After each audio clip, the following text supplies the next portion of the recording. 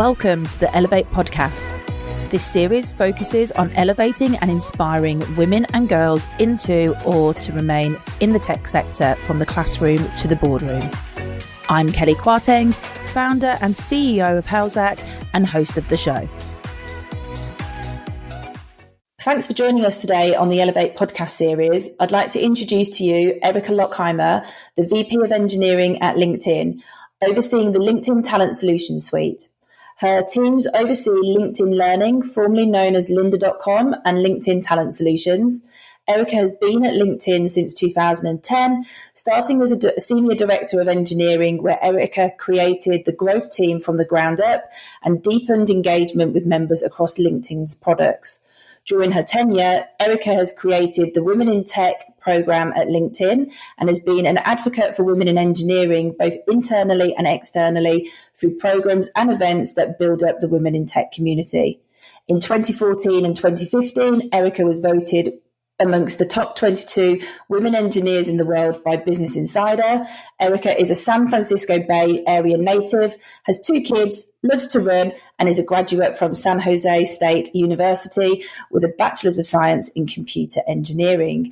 So great to have you on the show today, Erica. Really excited to go through some of the questions that we've looked at and really just see what your thoughts and opinions are in regards to elevating women and girls in the tech sector.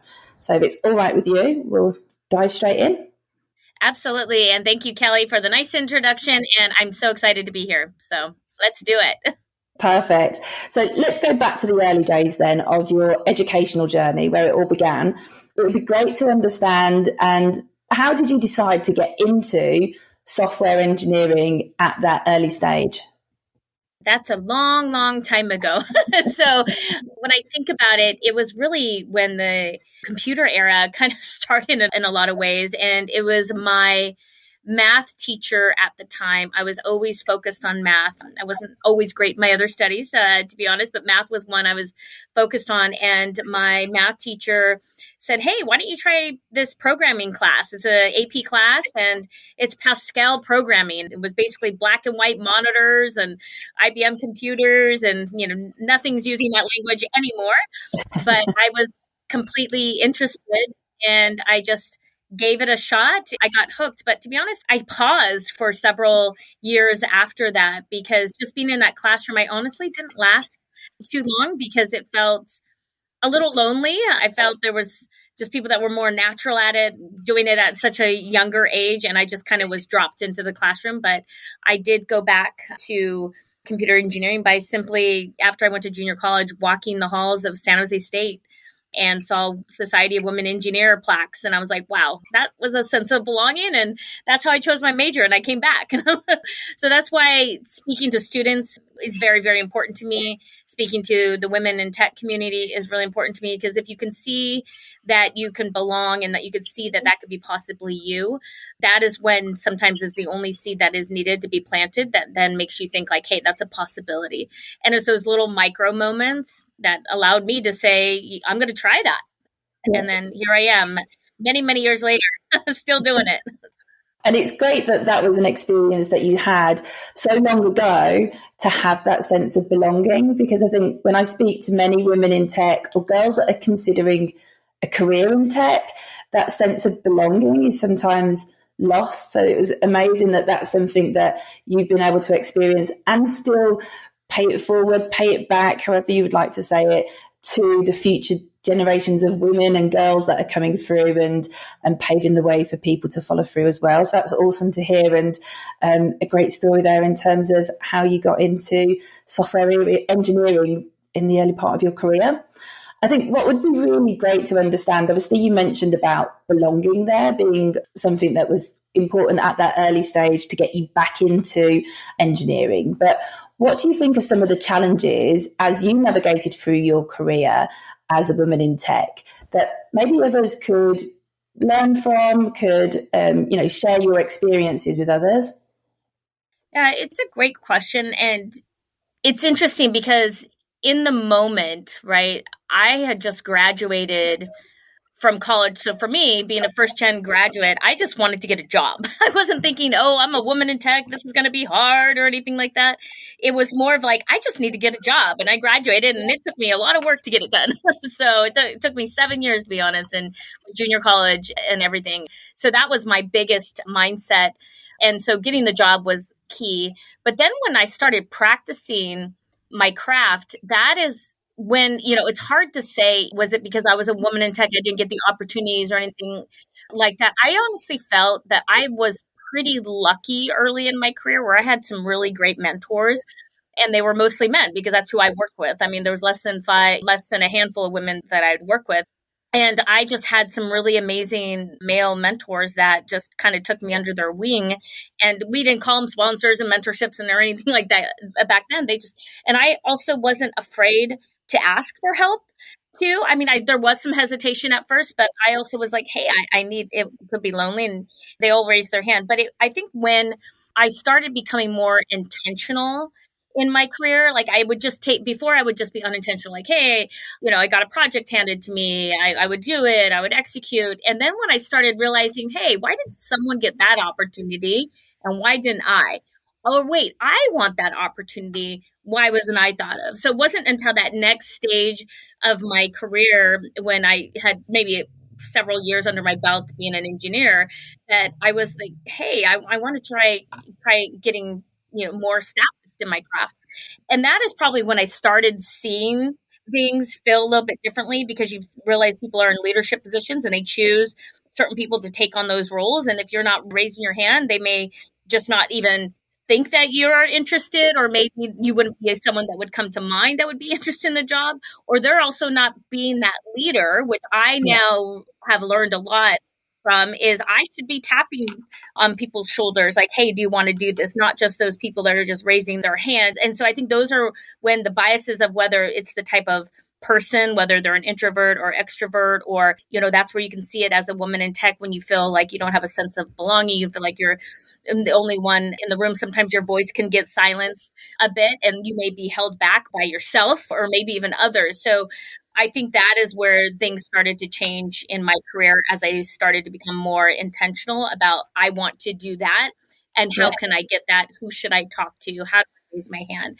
And so those are things that someone just doesn't teach you how to do. You start feeling it and you start wanting something different. But I admire the generation now, and that's why communities like this is so important to me, is we're talking about it proactively. I feel like in some ways I may be, every hindsight's always 20/20, but did I waste several years just kind of taking a seat back and not really putting my hands on the wheel of my career, for lack of a better, analogy. But I feel like I'm very different in that space. And so that's where people ask me questions like that. It's hard to say it's a definite consequence of X. It's accumulation of things and experiences along the way. But now I'm in a position to do something about it. And the last several years of my career, and it feels really great. So thank you. Yeah. And I think there's so many great bits and pieces in there. And I think one of the things that really resonates with me, obviously I'm not a woman in tech myself, I'm a woman in sales, which has predominantly been a male dominated environment as well. And likewise to yourself, I was very fortunate to have, they weren't official mentors, but they were mentors and sponsors in my early part of my career that really helped me understand how to navigate where I was going. And you're right, I've been in recruitment now in sales for nearly 20 years, and there wasn't the resources that are around. And I think communities and groups that are like what we're doing today, I think can help the new generation coming through, people that are already in those seats, to really kind of elevate themselves up and have that confidence, like you said, to ask for whatever it is that they're trying to achieve. And one of my male mentors, unofficial mentors, very early on in my career was very clear with me about being clear about what I want, being transparent, sharing what my story, my journey that I want to have personally and professionally. And that really helped me be able to move my own personal career forward. So I can't relate to being in tech because I'm not tech, but I think it's a very similar path in terms of how things kind of work. So yeah, thank you very much for sharing that. I think if we move on to the next question, obviously we all know that the gender gap within tech, it's huge. As it stands, we're only at 26% of the tech workforce being women. And that number it's getting more and more as the years go by, but it's obviously not moving at the rate that any of us would want and would want to move things forward.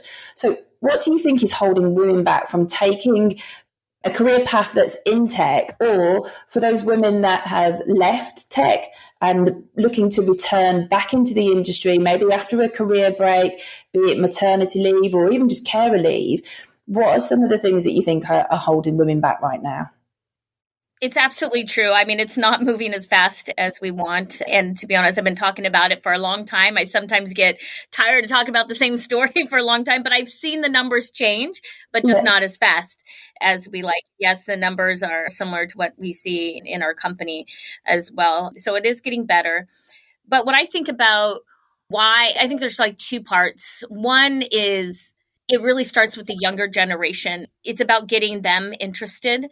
And I think there's a lot of things that the schools are introducing them to. It's even how you brand and market different toys, right? I mean, it's all over the industry where it's like, hey, this is what a girl's supposed to do, and this is what a boy's supposed to do.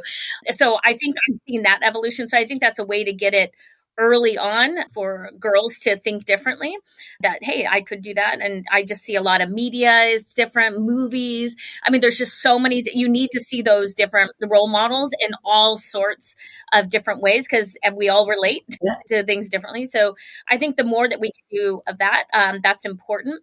And I think also in order for that change to happen, you also have to think about who's the creators of that, who's building even the technology, making sure that those teams that you create are diverse. So I think as leaders, we have a sense of responsibility to make sure that we create diverse teams. It is better for business. It is better for the community. It is better for innovation and creation. So I think it's on all of us. And we know the world, half of the world is represented by women. We need to make sure that we have that all around us. So I think that's one thing, one part of it. And then the second part, I'll speak from a personal experience. I remember when I had my first child and working in tech. Here you are trying to, let alone, trying to decide to have a child, and then takes time to have a child and all these things. And then also you have a baby in your arms, you're like, wow, I tried so hard to have this. I should be with this child all the time and nurturing. And, so there's this sense of responsibility and sense of love that I can never explain that happened when I first had a child. And so I honestly had that debate. Do I stay home with the child, or do I continue to work? And daycare is extremely expensive. Yeah. I remember looking at the cost of daycare and the cost of our mortgage as a young couple starting out. It was pretty tight. And it's like, do these numbers make sense? Yeah. And that is when, I remember the Lean In book from Sheryl Sandberg had came out, and that was probably one of the first books in a long time that I read actually end to end and couldn't put down. It was more, what I learned in that moment was it's about investment in myself. You may not have all the numbers match up to where you want it to be, but think about X amount of years down the road. What satisfies you? And those numbers can potentially work out in the end, right? Your career grows, your financials grow. A lot of things can happen. And it also is not a straight path. It can go up and down depending on career choices that you make. But we decided to get help. And we are fortunate enough to be able to make that investment and pay for daycare and get help from parents and all sorts of things as far as helping watch our child. And that's how I stayed in tech. But I was ready to quit. And my husband also was someone that motivated me. So I think picking your partner is also really important.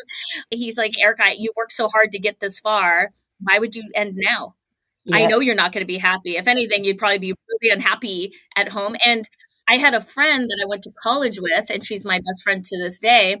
She winded up deciding to stay home. We went to the same school, majored and everything in the industry, and we had two totally different approaches. She took a break, and she wound up getting back in the industry about 5 years later. So I think there's all different paths. Yep. But I think one reason why the numbers are so challenging is also when people decide to start having families.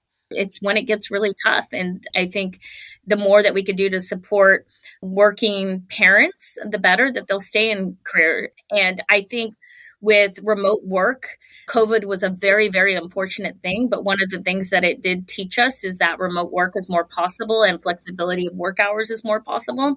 Yeah. So I think that's been a huge benefit that I hope we'll see a bigger upswing women staying in tech because of that. And I know now it's interesting when you have babies. Now my kids are teenagers.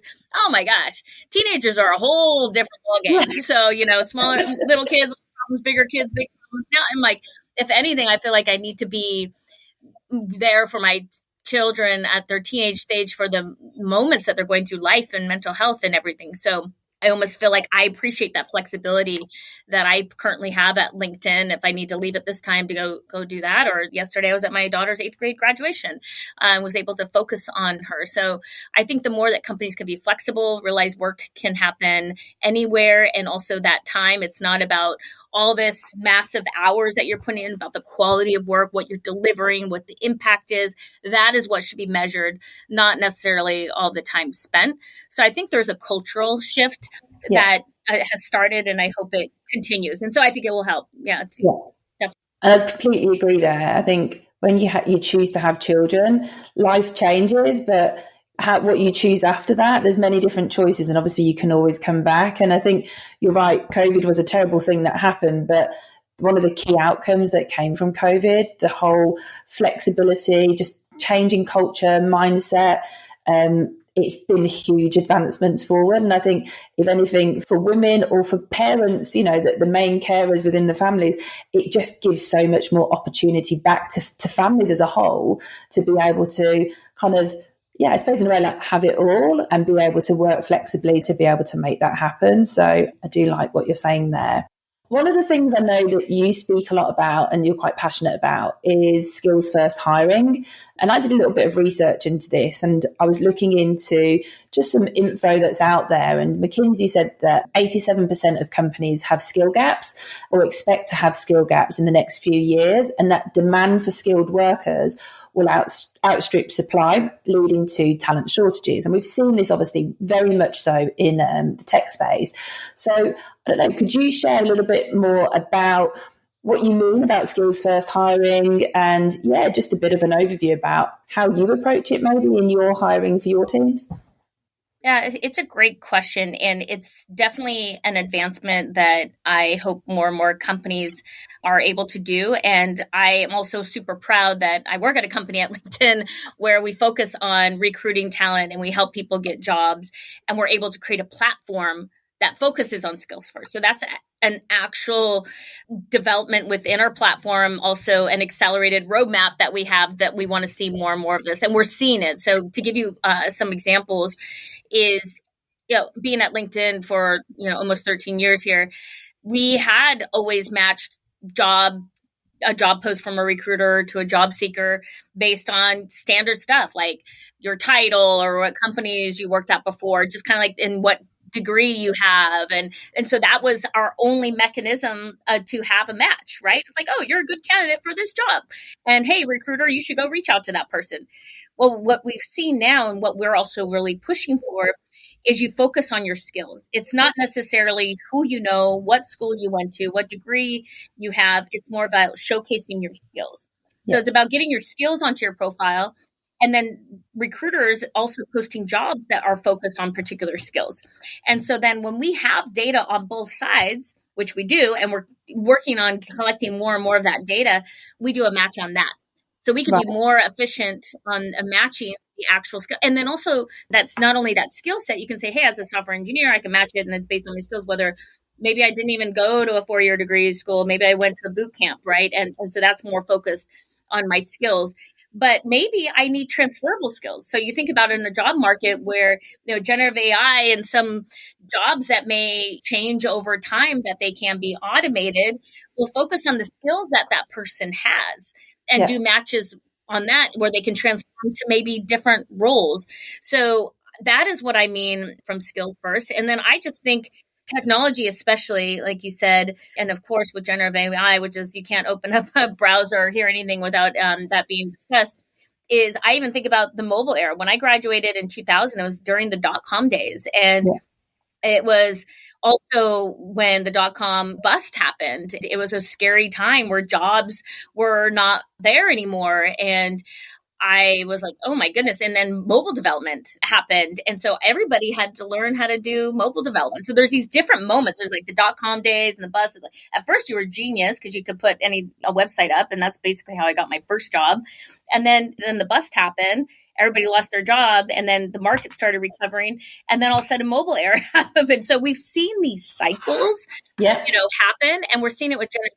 And that's why I feel for the students that are graduating. I recently did a talk at San Jose State, and all these students are like, I'm just getting out of college and it's hard for me to find a job because we're in this change where, you read the industry right now in many companies where they've done a lot of layoffs and making changes, and the industry is changing. So we've been here before. We will get through it, but it just tells you that you have to adapt and change in that moment, and you have to focus on your skills. Yeah. What got you there will not get you where you need to be, right? So that is a constant, always learning mentality. It's just a fact that you're going to have to do that. And it makes it fun and exciting in a lot of ways, but you have to embrace it. It's part of it. Yeah, that constant evolution. And I think when I was doing some research into it, I don't know if you've heard of a movement, I think it's a US focused one called Tear the Paper Lining. And they talk about the paper ceiling. And it's something I'd never heard of before until I'd done this research. And it talks about this paper ceiling holding back nearly 70 million workers in the US, who they class as stars. So it's skilled through alternative routes. And it was it's a whole website that they've got, and lots of big corps have signed up to helping these stars transfer into other industries, other types of jobs, and tear that paper lining. So I think that skills first hiring approach and that evolution is something, like you said, it's never going to go away, and it's always going to be there, and something's always going to be changing. In terms of other areas that I'd like to talk to you about before we wrap up for today, mental health, it's a huge topic. I know you mentioned about being there for your own children. It's something I think about for my children. Coming through the world's a different place to what I grew up in. And obviously the working world's a very different place now. So it would be great to understand a little bit more, if you're happy to share, how you have managed your own mental health for your career, and if there's any advice that you have for leaders or colleagues or women in tech or anybody really who might need some advice right now as to how you support your team's mental health during an ever-changing microsphere. It's something that is really important to me. And when you go through it, I think it's one thing, and it's very challenging. I've been fortunate enough where the company realized I needed executive coaches, and I felt invested in all that, and it was great. But when you see your children go through it, it's something like stabs you in the heart. I'll be honest, both of my children with COVID, and then ourselves personally, we all went through something and continue to go through it. But what was the benefit in that moment is realizing the tools that I didn't have and the tools that I needed to get. And some of those tools I realized was I needed to talk to a therapist. I needed to talk to somebody, right? So I think and my children needed to talk to a therapist, and we all needed to learn to communicate in a new way. And it takes two to change a cycle, one to break it. We needed to change as a family unit. So mental health has been a big, huge thing. All of us are getting help. My husband, myself, my kids, everybody, right? And it's been something that I became more transparent about, because I feel like it was something that people just didn't talk about. It's almost like it was like, oh, you can't keep your stuff together. It's like, you must be not strong, right? And I just became more open about it, because guess what? I had no other choice, because I was struggling with my family. And I started sharing what I was going through and started getting advice, started getting help. I have a whole bunch of people that were stronger than I was in the moment that had those tools. And so I was like, oh, wow, I need to lean on them, right? Yeah. And learned. And now, even more recently, there is the other side of it, but you still go in waves. I have bad days and I have good days. And sometimes, you're like on the top of a mountain, you're like, wow, I'm feeling so good. Everything's great. I definitely earned my paycheck today. And then other days you're like, wow, what happened yesterday? What happened? Sure, I still did. I don't know. I'm questioning everything, right? And so I think learning and how to go through those cycles, being open and talking to a few people that you feel comfortable talking about, it definitely helps. But there is another side of it. And I feel now, and even at a place of work, not only from my friendships that I have or my family, but I've been open at work about it as well. And I've had some people reach out to me saying, "Hey, Eric, I know you went through this. I know you went with your kids. I know you've gone through all this. Can I spend time with you?" And I go, "Sure." And so I found myself actually recently having some similar conversations. I'm like, I'm going to create a Google Doc and write all this stuff out. I'm just going to share it, right? And it's been passed around, and because to even have resources and tools, and sometimes it just hits you from the side and you're like, whoa, what was that? I was so naive. Life was great. I think we all just have to be a little bit more vulnerable in that moment and strong for other people in that moment when they're going through it. Like, I'm in a really good place right now, but I wasn't for a while, but I got through it. But it'll go in cycles, just like the other conversation we have with technology and everything. Everything goes in cycles. Nothing's permanent. Everything's always changing. And I think some of the stuff you said there about being vulnerable as a leader, I think the taboo subject was mental health many years ago. It just wasn't something that was spoken about. And I think as leaders, it was a taboo subject to be vulnerable as a leader, whereas the true great leaders that you see today, they have this toolkit that is never changing, but it's so wide. And I think the best leaders that I've had around me have been those leaders that can show a bit of vulnerability, and you can build that trust in them then and to kind of go on that journey. So it's great to hear that that's something that you're open with your team and how you lead. And, maybe that should be some things that if there are any leaders that are on, listening in and thinking about how can they kind of challenge or tackle mental health within their workspace. There's a ton of resources out there, but for me, I think that is such a key one. And yeah, I think it's great that you've shared that, and just shows kind of, I suppose, where you are on your journey and what you've been through to be able to share such great tips at this stage. I think in terms of kind of wrapping up the show, I think it'd be really great to hear, what would your top tips be for women in tech, or girls aspiring to get into the world of tech, or even women looking to job transfer into tech? What would those top tips be if you was to give women or girls today? I would say one of my top tips would be first to find that community. Like I mentioned, you even have some of those resource groups within your school and within your company. And if you don't have one in your company, find out 3 other people that feel the way you do and you create one. That's basically how I started it. So I think having a community is really important, because that's who you get to learn from, and that's who you get to lean on. And that's who you get to also shape and help. So it's kind of this wonderful experience on both sides. I get a lot out of it. I feel like I've also helped a lot of people. So community is key. I think when you want to focus on that next opportunity of where you truly want to push yourself, whether it's learning a new skill, getting a new job, even getting that first job in that new profession, you definitely want to go out and reach out to someone that can help you in a true hands-on way. Like, either if you're at a current company, look around you. Who are some people that you admire? And you don't have to say, hey, can you be my mentor? Have a mentor moment with them. Like, hey, I noticed you show up in these meetings and you do XYZ. It's not that you're wanting to be like that person. You want to learn from them, and then you want to craft it, make it your own. Or ask that teacher or ask that person in that community and ask for help, and say, and be specific. Like, I'm trying to do X. I would love to get help of how I can solve this problem. And so the more that you can pinpoint exactly what you're looking for and what you're trying to solve, and be able to articulate that to someone else and ask for help, that is so important. Because sometimes, I'll be honest, I'll have these fluff conversations and it's like, did we get down to the root of it? Like, what are you working on? And then have that accountability to come back to me and say, okay, how is that going? What do you need help on? I'll help on next. Or what was the outcome? So I think the more that you can focus on specific, and that takes time, takes soul searching, take that walk, take that run, have those explorations within yourself and figure out what that is so you can work on it.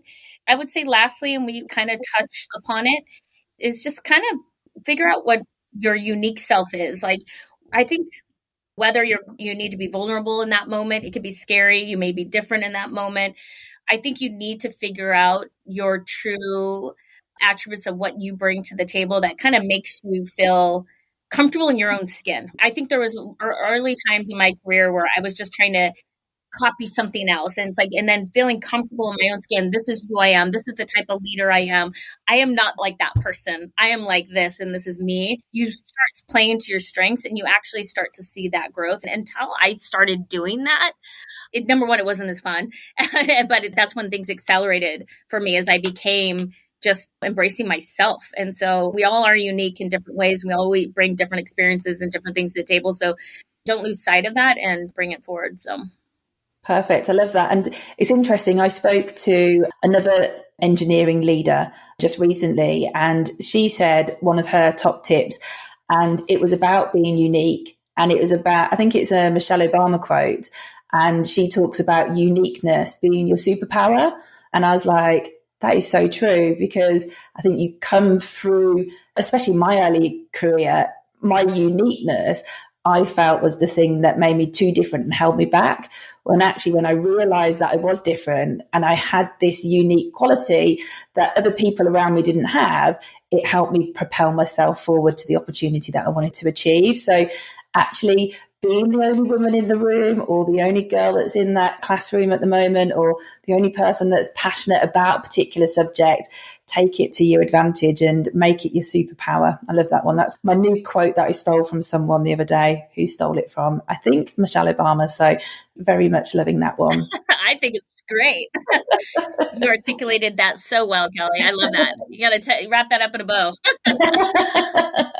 Perfect. Well, that's everything, unless you've got anything else that you would like to add, anything you'd like to share. But otherwise, it's been great having you on the Elevate show today. I really want to thank you for your time. So I know you're a super busy lady, and I really appreciate you giving us the time to connect and chat today. Thank you, Kelly. It was super fun. All right. Take care. Thank you. Take care. Bye-bye.